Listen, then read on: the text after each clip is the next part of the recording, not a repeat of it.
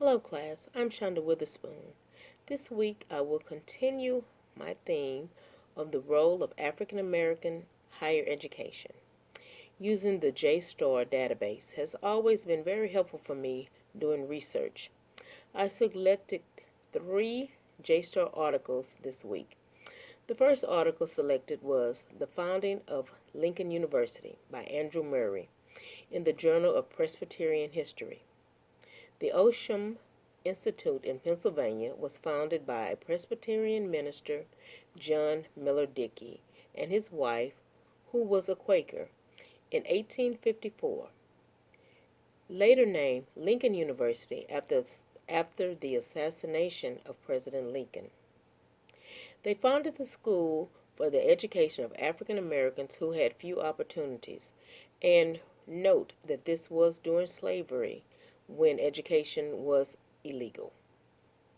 Although the journal's article goal was to show how the school was established, it chronicles the uncoverings of the layers that it took to actually establish this school, such as different religious organizations' input, foreign missionaries, and church politics. It was a captivating story and it was a good read. The researcher or the author used several resources. The majority of the resources were personal papers, diaries, letters, and journals, in addition to church records, meeting minutes, and even sermons. Literature from the school, such as speeches and communications between teachers. Using this article as a source for my dissertation will help prove the importance of the early role of African American institution, educational institution. The next article is titled The Education of African American Girls and Women, Past and Present, by Janie Jackson and Veronica Thomas, from the Journal of Negro Education. Both writers are professors at Howard University, or at the time that they wrote it. This was an excellent timetable of the education of black women, in addition to the understanding and the importance of the documentation of African American education in the 19th, the 20th, and now the 21st century. It also included two articles written by black women in the early 1900s about the issues facing females of that race and how education could prepare them for the world. The highlight of this article was actually the celebrating of the 75th anniversary of the Journal of Negro Education as a publication. The journal, in this journal, it has always critically discussed the education of African American women. The author's methodology was compiled using data and using over 100 resources that range from journals, bios, school records, books, and quantitative research results.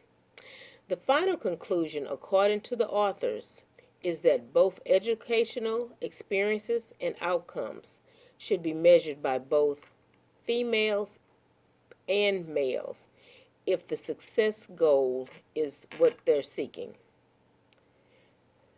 The third article was titled Historically Black Colleges and Universities Sustaining a Culture of Excellence in the 21st Century. Now this article, it discussed if HBCUs continue to provide a substantial role in the African American community and in the African American experience of higher education. And they did find that it did by providing the excellent cultural experience. In addition to asking the relevance question, is the HBCU still relevant today?